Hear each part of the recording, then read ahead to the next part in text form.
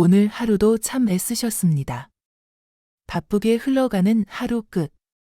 이렇게 마음을 가라앉히고 잠시 자신을 돌아보는 이 시간이 얼마나 소중한지 스스로 느껴보셨나요?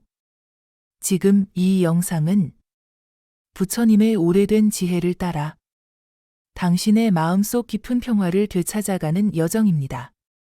바깥 세상은 언제나 시끄럽고 혼란스럽지만 그 안에서 평온을 지킬 수 있는 방법은 사실 오래전부터 존재해왔습니다. 오늘 우리는 그 이야기들을 천천히 부드럽게 풀어가 보려 합니다. 1장. 내면의 평화는 어디에서 오는가? 우리는 누구나 평화를 원합니다. 하지만 정작 그 평화가 어디에 있는지, 어떻게 얻을 수 있는지 아는 사람은 많지 않습니다. 많은 이들이 외부에서 그것을 찾습니다. 조용한 환경, 친절한 사람, 안정된 삶. 그러나 그런 것들은 오직 순간의 평온만을 줍니다. 진짜 평화는 바깥이 아닌 내면에서 자라나는 것입니다. 부처님은 이렇게 말씀하셨습니다. 평화는 내면에서 온다. 우리는 너무 자주 바깥 소리에 귀를 기울이며 살아갑니다. 뉴스 한 줄, 타인의 말 한마디. 메마른 일상 속 자책과 기대 속에서 쉽게 마음이 무너지고 불안이 자라납니다. 그럴 때마다 평화라는 단어는 참 멀게 느껴지죠. 하지만 진짜 평화란 그런 불안 속에서도 자신의 중심을 잃지 않고 고요히 머무는 힘입니다. 예를 들어보겠습니다. 하루 종일 바쁘게 움직이다 보면 어느 순간 숨이 가빠지고 생각이 흩어지며 마음은 조급해집니다. 그런 순간 당신은 어떻게 반응하시나요? 그럴 때 가장 먼저 필요한 것은 멈춤입니다. 첫 번째, 멈춤의 지혜. 잠시 걸음을 멈추고 깊게 숨을 들이마시고 길게 내쉬는 것.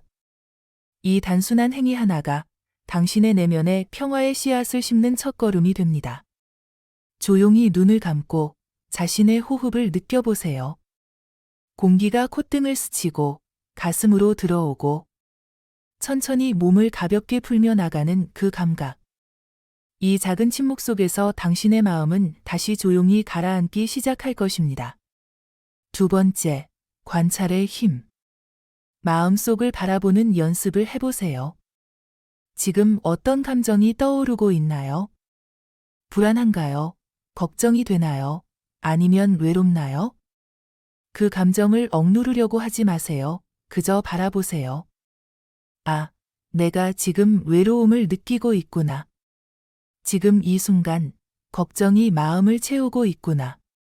이렇게 말할 수 있는 것만으로도 당신은 이미 그 감정에서 한 걸음 떨어진 것입니다. 세 번째, 수용의 연습. 지금의 나를 받아들이는 것. 흔들리고, 지치고, 불완전한 모습 그대로를 인정하는 것.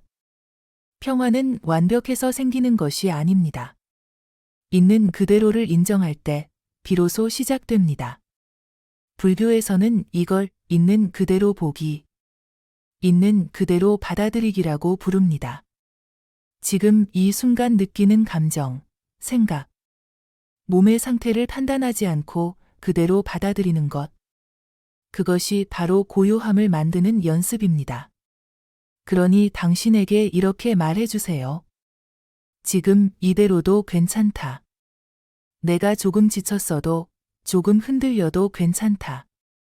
이 문장 하나가 마음의 문을 조용히 열어줍니다. 지금 조용히 눈을 감고 당신의 호흡을 따라가 보세요. 숨을 들이쉬고, 내쉬고, 그 속에서 천천히 되뇌어 봅니다. 나는 지금 나와 함께 있다. 이 순간 나의 평화는 내 안에 있다. 이 평화는 결코 멀리 있지 않습니다. 늘 그 자리에 있었고 당신이 다시 찾기를 기다려온 것입니다. 2장. 목적이 흔들릴 때 삶도 흔들린다. 우리는 모두 어떤 이유로 하루를 살아갑니다. 가족을 위해, 누군가를 돌보기 위해, 혹은 자신의 소박한 꿈을 이루기 위해. 하지만 그 목적이 흐려질 때 삶 전체가 무거워지고 마음은 길을 잃고 방황합니다. 부처님은 이렇게 말씀하셨습니다. 당신의 일은 당신의 일을 발견하고 그 일에 온 마음을 다해 헌신하는 것입니다. 당신의 일은 무엇인가요? 이 질문은 단순히 직업이나 생계를 말하는 것이 아닙니다. 삶에서 내가 진정으로 해야 하는 일, 나에게 의미를 주는 일, 세상에 작게나마 빛을 보태는 그 무엇. 그 일은 때로는 아주 작고 조용한 형태일 수 있습니다.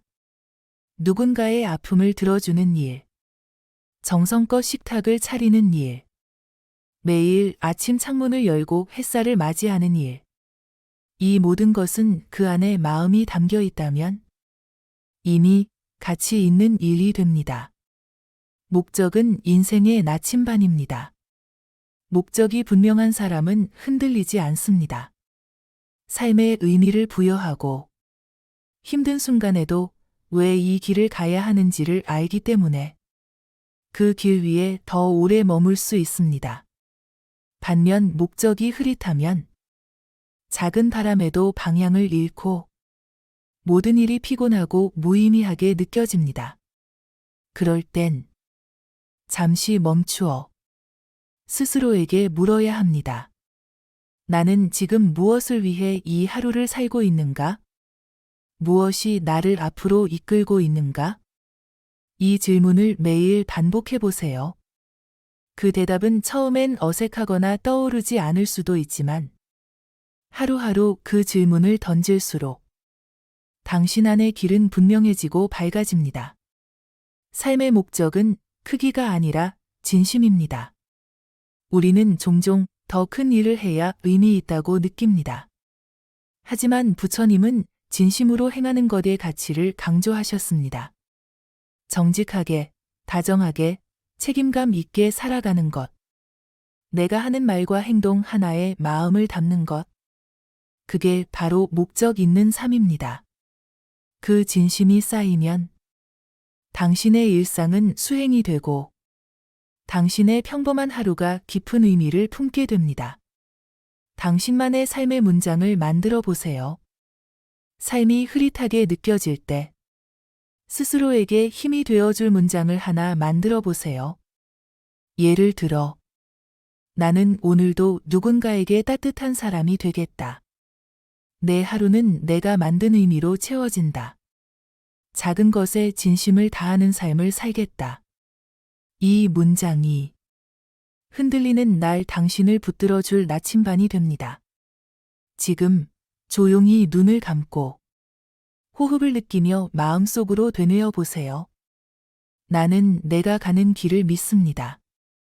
오늘의 나에게 주어진 작은 일에도 의미가 있습니다. 마음속에서 잔잔하게 퍼지는 그 말들이 당신의 삶을 다시 단단히 세워줄 것입니다. 3장. 감정이라는 불길을 다스리는 법. 우리 마음속에는 하루에도 수십 번씩 불길이 피어오릅니다. 작은 불편함, 사소한 말 한마디, 예상치 못한 상황에서 화, 슬픔, 두려움이 솟구칩니다. 그 감정들이 우리의 하루를 삼켜버릴 때도 있습니다. 하지만 부처님은 이렇게 말씀하셨습니다. 감정은 지나가는 손님입니다. 환영도, 배척도 하지 말고 그저 흘려보내세요. 그러나 우리는 자주 그 감정에 집을 내어줍니다. 화가 나면 그 감정이 집 전체를 차지하게 하고 슬픔이 오면 모든 문을 닫고 혼자 웅크리게 됩니다. 감정을 억누르지 않되 감정에 끌려가지 않는 법, 그것이 우리가 배워야 할 진짜 감정 다루기입니다. 감정은 바로 보는 것에서 시작됩니다. 어떤 감정이 일어날 때 우리는 대부분 반사적으로 반응합니다. 예를 들어 누군가의 말에 상처받았을 때 우리는 곧바로 속상해지고 방어적이 됩니다. 하지만 그 순간에 잠시 숨을 고르고 이렇게 묻는 연습을 해보세요. 나는 지금 어떤 감정을 느끼고 있는가? 이 감정은 어디서 온 것일까? 이 감정은 지금 현실의 일인가? 과거의 상처에서 비롯된 것인가? 이처럼 감정을 직면하는 순간 우리는 감정 그 자체가 아니라 감정을 바라보는 지혜로운 관찰자가 됩니다. 분노는 나를 태우는 불씨입니다. 부처님은 분노에 대해 이렇게 비유하셨습니다.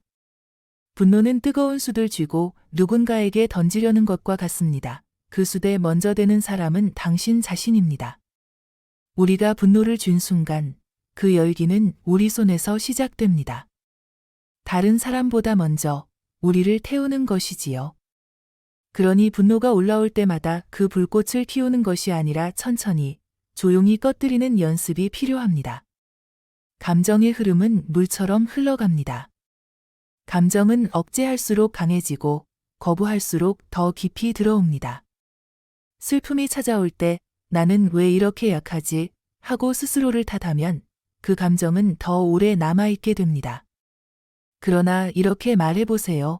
지금 나는 슬픔을 느끼고 있구나. 이 슬픔도 나의 일부이니 괜찮아. 그 순간 그 감정은 당신을 휘두르는 것이 아니라 당신이 품을 수 있는 존재가 됩니다. 감정의 파도 위에서 중심을 찾는 법. 하루를 마무리하며 오늘 내게 일어났던 감정을 떠올려 보세요. 누군가의 말이 서운했는지, 일이 꼬여서 불안했는지, 혼자 남겨진 기분이 들었는지. 그 감정을 좋다 혹은 나쁘다로 평가하지 말고 그저 관찰자의 눈으로 바라보세요. 그 감정도 지나갈 것이다. 이 한 문장은 당신의 마음을 조용한 호수처럼 만들어줍니다. 눈을 감고 조용히 호흡에 집중해 보세요. 들이쉬고 내쉬며 이렇게 마음속으로 되뇌어 봅니다. 지금 내가 느끼는 이 감정도 나의 일부입니다. 나는 감정에 끌려가지 않고 지켜볼 수 있는 힘을 가지고 있습니다. 감정을 억누르지 말고 흘러가는 구름처럼 바라보세요. 그러면 당신의 마음은 더 단단해질 것입니다. 4장. 비판 앞에서 마음을 지키는 연습. 우리는 살아가며 수없이 많은 말과 마주합니다. 그 중에는 따뜻한 말도 있지만 때론 차갑고 날카로운 말들도 있습니다. 그 말들이 마치 화살처럼 마음에 박힐 때가 있죠. 누군가의 비난, 지적, 오해, 뒷말. 그것들이 하루의 리듬을 깨뜨리고 마음속 평화를 뒤흔들기도 합니다. 하지만 부처님은 말씀하셨습니다. 다른 사람이 당신을 욕하더라도 당신이 그것을 받아들이지 않는다면 그 말은 공중에 머무는 바람일 뿐이다. 비판은 바람과 같습니다. 당신이 문을 열지 않는다면 안으로 들어올 수 없습니다. 비판은 삶의 일부입니다. 비판은 피할 수 없습니다. 누구나 자신만의 시선으로 세상을 보고 누군가는 이해하지 못한 채 말을 뱉습니다. 우리는 그 말을 들을 수는 있지만 그 말이 내 안에 들어와 나를 흔들지 않도록 선택할 수 있습니다. 그 말을 고지곳대로 받아들이고 자신을 깎아내리기 시작하면 우리는 점점 더 약해집니다. 하지만 그 말이 상대방의 생각일 뿐임을 깨달으면 그것은 바람처럼 스쳐 지나갑니다. 그 말 속에 진실이 있는가? 모든 비판이 무의미한 것은 아닙니다. 때때로 비판 속에는 우리가 놓친 부분이 담겨 있을 수도 있습니다. 그러므로 이렇게 스스로에게 물어보세요. 이 비판 속에는 내가 받아들일 수 있는 진실이 있는가? 그렇다면 나는 무엇을 바꾸고 무엇은 그대로 지킬 것인가? 진실은 받아들이고 그 외에 불필요한 말은 흘려보내는 것. 이 균형이 바로 내면을 단단하게 지켜줍니다. 비판을 거울처럼 사용하는 법. 비판은 당신의 자존감을 꺾기 위한 것이 아니라 당신이 스스로를 더 깊이 이해할 수 있는 기회일 수 있습니다. 그 말에 휘둘리는 대신 그 말을 거울 삼아 내가 어떤 모습으로 비춰지고 있는지를 살펴보세요. 하지만 기억하세요.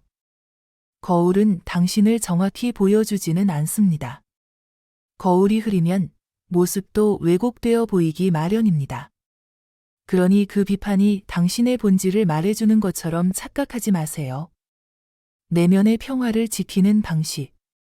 비판 앞에서 침묵할 줄 아는 사람은 약한 것이 아니라 그만큼 자신 안의 중심이 단단한 사람입니다.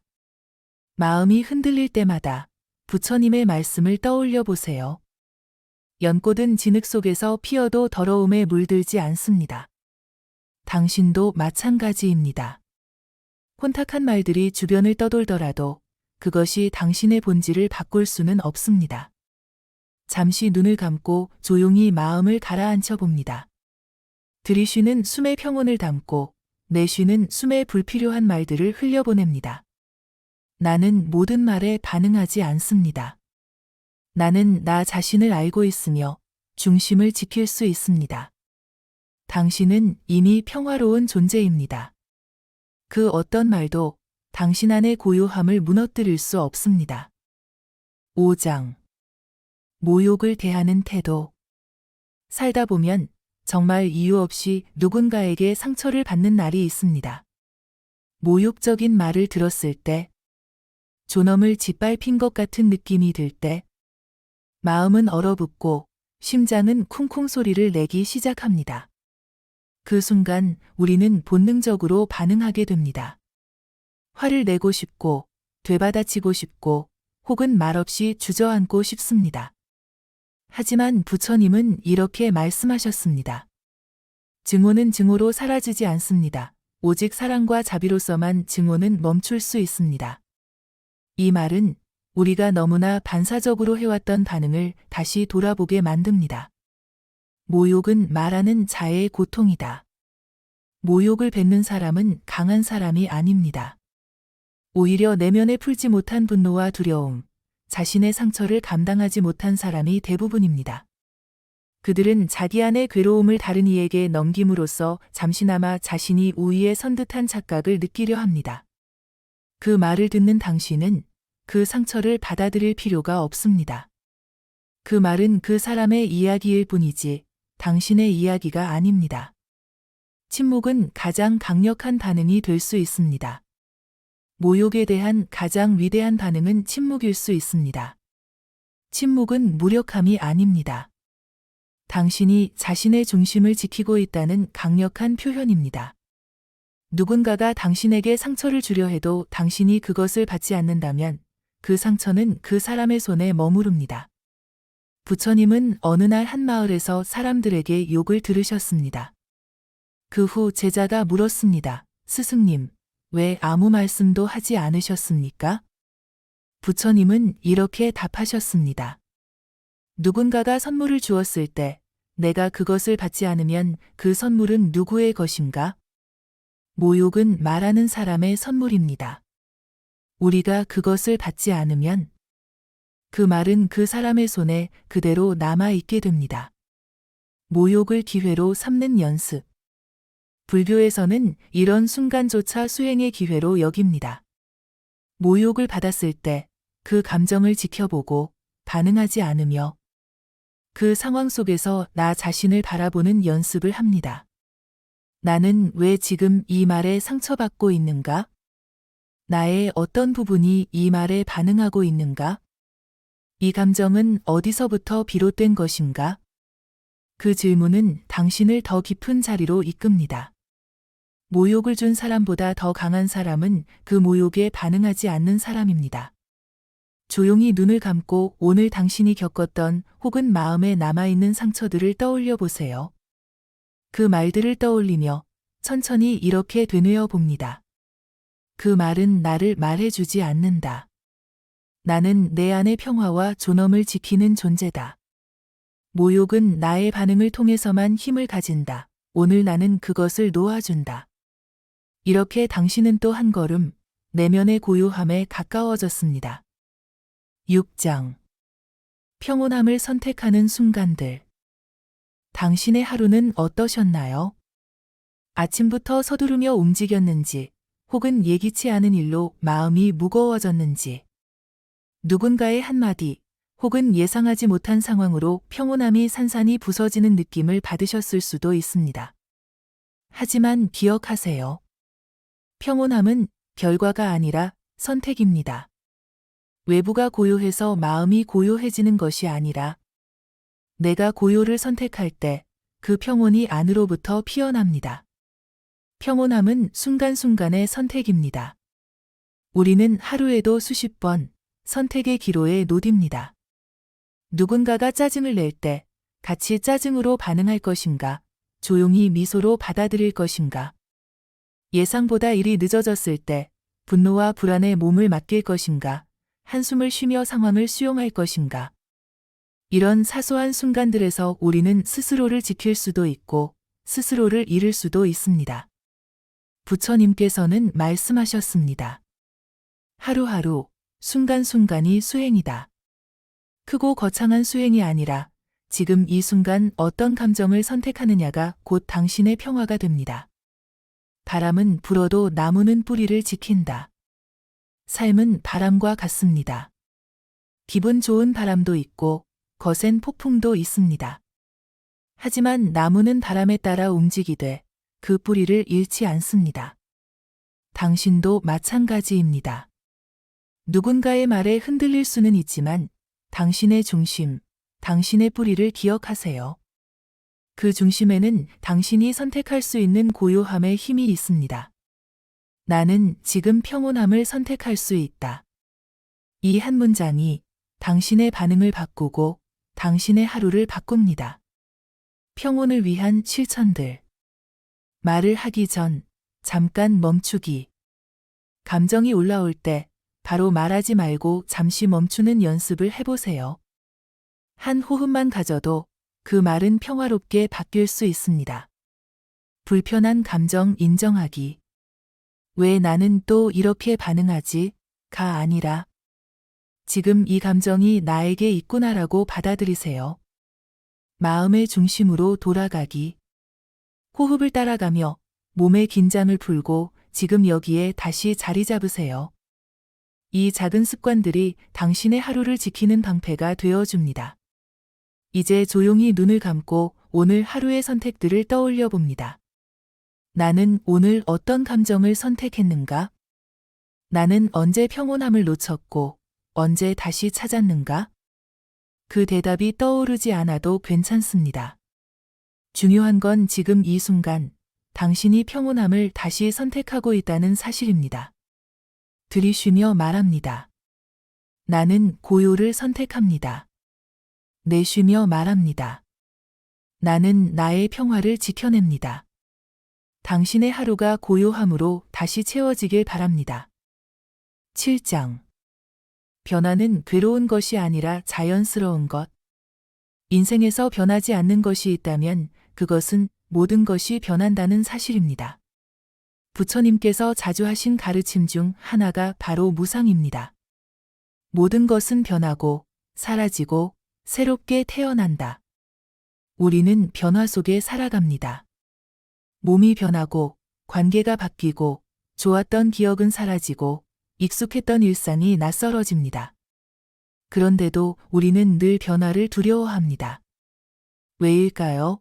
그 변화가 나를 불안하게 하고 익숙함을 빼앗기 때문입니다. 그러나 정작 그 변화를 막을 수 있는 방법은 없습니다. 그렇다면 이제는 변화를 두려워하기보다는 그 흐름 속에서 평화를 배우는 법을 익혀야 합니다. 자연을 보면 깨달음을 얻을 수 있습니다. 한 그루 나무를 떠올려 보세요.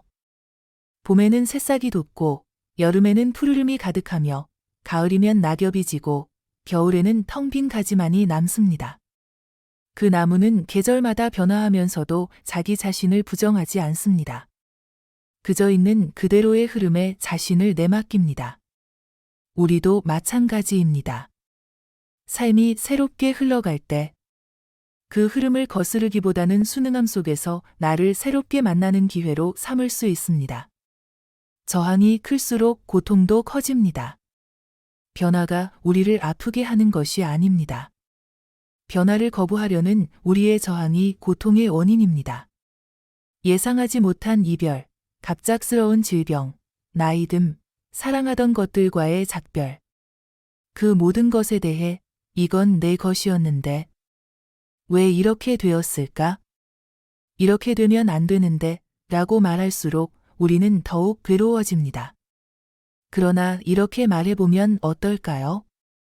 지금 이 변화도 나의 일부이다.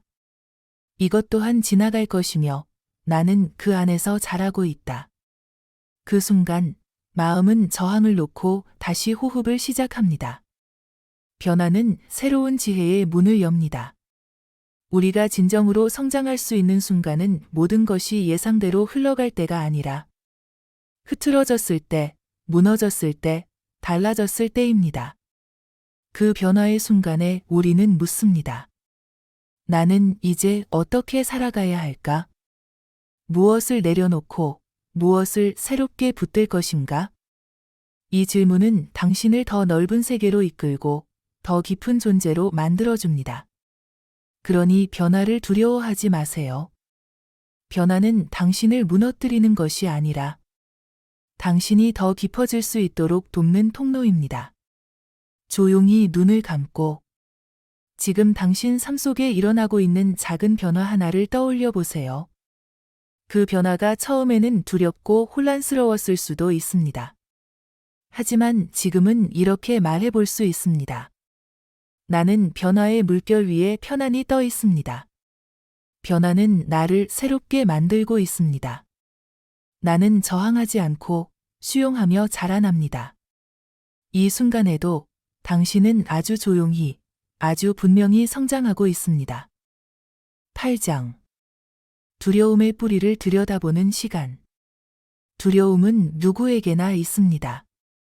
그것은 너무 인간적인 감정이며 삶을 살아가는 과정에서 자연스럽게 찾아오는 마음의 흐름입니다. 하지만 문제는 그 두려움을 바라보지 않고 외면할 때 그것은 어둠 속에서 자라나 우리를 점점 더 조여오게 된다는 것입니다. 부처님은 말씀하셨습니다. 모든 고통은 두려움에서 비롯된다. 두려움을 바라보는 자만이 참된 자유를 얻는다. 지금 이 순간 우리 함께 조용히 그 두려움의 뿌리를 들여다볼 시간입니다. 두려움은 어디서 오는가? 대부분의 두려움은 실제 사건보다 생각에서 비롯됩니다. 내가 실패하면 어쩌지?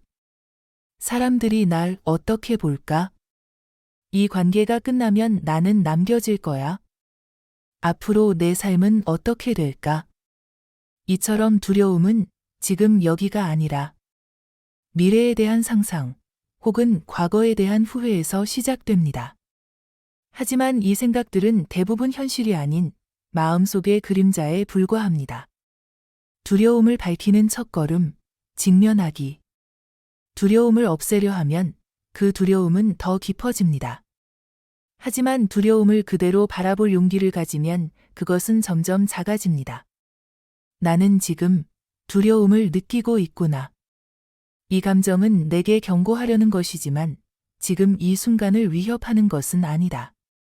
이렇게 말해보세요. 두려움을 문제로 대하지 말고 신호로 받아들이는 것입니다. 당신은 그 감정이 통제하는 대상이 아니라 그 감정을 바라보는 의식 그 자체입니다. 두려움 속엔 진짜 나의 욕망이 숨어 있다. 두려움은 종종 내가 진심으로 바라는 것의 반대편에서 나타납니다. 사랑하고 싶기에 이별이 두렵고, 성장하고 싶기에 실패가 두렵고, 살고 싶기에 병이 두렵습니다. 그래서 두려움을 따라가다 보면 그 끝엔 언제나 내가 지키고 싶은 것, 소중히 여기는 무언가가 있습니다. 이해하려고 노력하세요. 그 두려움이 나를 위협하려는 것이 아니라 내가 무엇을 진정으로 아끼고 있는지를 보여주는 창문일 수도 있습니다. 두려움을 녹이는 자비의 눈빛. 불교에서 두려움은 이겨내야 할 적이 아닙니다. 오히려 자비로 감싸 안아야 할 상처입니다. 그래, 나는 지금 불안해. 그럴 수 있지. 나는 인간이니까. 이 두려움조차 내 삶의 일부로 받아들인다. 이 자비로운 문장은 당신의 내면을 더 단단하게 하고 두려움을 밀어내는 것이 아니라 함께 사는 것으로 전환시켜줍니다. 이제 조용히 눈을 감고 당신 안에 가장 자주 올라오는 두려움을 하나 떠올려 보세요. 그리고 그 두려움을 향해 이렇게 말해보세요. 나는 너를 두려워하지 않는다. 나는 너를 바라보고 이해할 것이다. 두려움 속에서 자비로 숨 쉬겠다. 두려움은 이제 당신을 삼키는 어둠이 아니라 당신의 빛을 비춰주는 거울이 될 수 있습니다. 9장. 자기 자신을 용서하는 힘. 우리는 누군가를 용서하는 일보다 자기 자신을 용서하는 일이 훨씬 더 어렵습니다. 남에게는 그럴 수도 있지요. 이해해요. 괜찮아요. 하고 말하면서도 정작 자신에게는 나는 왜 그랬을까? 그게 다 내 탓이야. 나는 그런 실수를 하면 안 됐어. 하며 더 깊은 책임과 비난을 씌우곤 하죠. 하지만 부처님은 말씀하셨습니다. 어떤 죄라도 참회와 자각이 따를 때 용서받지 못할 것은 없다. 당신은 지금 이 순간부터 자신을 용서할 수 있습니다. 그것은 자격이 아니라 결단입니다. 용서는 기억을 지우는 게 아닙니다. 우리가 흔히 착각하는 것이 있습니다. 용서는 그 일을 잊어버리는 것이라는 생각이죠. 하지만 진짜 용서는 기억을 지우는 것이 아닙니다. 기억 속 감정을 새롭게 더씹히는 일입니다. 그 기억이 올라왔을 때 예전처럼 자신을 찌르지 않고 나는 그 일을 겪었지만 그 안에서 배웠다 라고 말할 수 있는 힘. 그것이 용서의 깊이입니다. 당신은 그때 그 자리에서 가장 잘하고 있었습니다. 돌아보면 어리석게 보일지 몰라도 그 순간에 당신은 그 자리에서 가장 최선을 다한 사람이었습니다. 지금의 당신이 그때보다 더 성숙해졌기에 그때가 어리석어 보이는 것이지요. 그러니 이렇게 말해보세요. 그때의 나는 지금보다 더 부족했지만 그래도 나름대로 애쓰고 있었다. 지금의 내가 그 과거를 포용할 수 있다. 나는 나를 용서해도 괜찮다. 이 말을 반복해서 스스로에게 들려주세요. 그때의 나에게 처음으로 따뜻한 시선을 건네주세요. 자기 용서는 평화의 가장 깊은 시작점입니다. 마음이 무거울 때 그 무게의 대부분은 스스로에 대한 원망인 경우가 많습니다. 그 원망을 내려놓지 않으면 다른 사람을 용서하는 것도 새로운 관계를 시작하는 것도 항상 한 발 물러서게 됩니다. 그러나 자기 자신을 진심으로 용서하면 모든 관계가 달라지고 삶 전체가 더 가볍고 평화로워집니다. 이것은 이기적인 선택이 아닙니다. 자비의 첫걸음입니다. 당신은 자기 자신을 품을 수 있을 만큼 충분히 성장한 사람입니다. 이제 조용히 눈을 감고 당신이 아직까지도 용서하지 못했던 그 기억을 떠올려 보세요. 그리고 그 장면을 바라보며 이렇게 말해봅니다. 나는 그때의 나를 이해한다. 나는 그 실수로부터 배웠고 자라났다. 이제 나는 나 자신을 용서한다.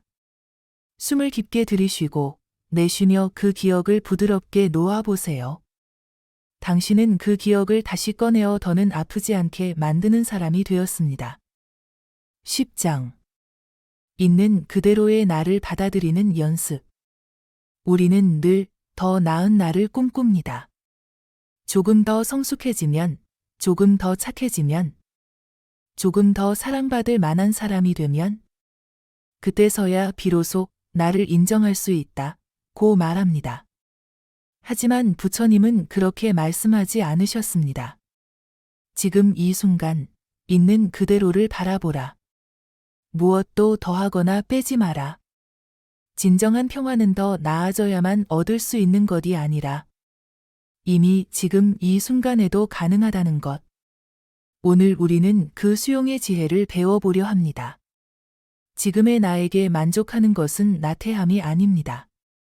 많은 이들이 말합니다. 난 아직 부족해. 나는 더 노력해야 돼. 나는 아직 그만한 가치가 없어. 하지만 이 말들 속에는 지금의 나를 부정하는 마음이 숨어 있습니다. 부처님은 우리에게 묻습니다. 왜 너는 지금의 너를 사랑하지 않는가? 그대가 이미 있는 그대로 귀한 존재임을 모르는가? 향기는 꽃이 피어나기 전에 이미 씨앗 안에 존재합니다. 지금의 당신 안에도 모든 가능성과 아름다움이 이미 자라고 있습니다. 수용은 포기하는 것이 아니라 성장을 위한 뿌리입니다. 있는 그대로의 나를 받아들이는 것은 지금의 내가 완벽하다고 착각하는 것이 아니라 그 불완전함조차 품고 가겠다는 결심입니다. 예를 들어보세요. 어느 날 실수한 나를 향해 그럴 수 있지 라고 말할 수 있다면 그건 무책임함이 아니라 자기이해이고 그 이해 속에서 우리는 더 단단한 선택을 할 수 있습니다. 수용은 변화의 반대가 아니라 변화를 가능하게 만드는 출발점입니다. 있는 그대로의 나에게 말을 걸어보세요. 잠시 눈을 감고 거울 앞에 선 자신을 상상해 보세요. 그 얼굴, 그 표정, 그 몸, 그 마음과 그 역사까지도 고스란히 껴안으며 이렇게 말해 보세요. 나는 너를 있는 그대로 받아들인다. 너는 나에게 부족하지 않다. 너는 지금 이대로도 괜찮다. 이 말은 당신이 평생 기다려온 말일지도 모릅니다. 그리고 그것을 해줄 수 있는 사람은 바로 지금의 당신 자신입니다. 자신을 받아들이는 순간 세상도 달라집니다. 자신을 받아들이는 사람은 다른 사람을 판단하지 않습니다. 자신에게 여유가 있는 사람은 다른 이의 실수도 품을 수 있습니다. 자기 자신과의 관계가 편안해질수록 우리는 세상과도 더 조화롭게 연결됩니다. 이 수용의 마음은 작은 연못처럼 시작되어 주변으로 천천히 평온을 퍼뜨립니다. 지금 조용히 눈을 감고 당신의 오늘 하루를 떠올려 보세요. 오늘의 나는 완벽하지 않았을지 모릅니다. 하지만 지금 이 순간 당신은 당신 자신을 향해 이렇게 말할 수 있습니다. 나는 지금의 나로 충분하다. 나는 있는 그대로의 나를 받아들이겠다.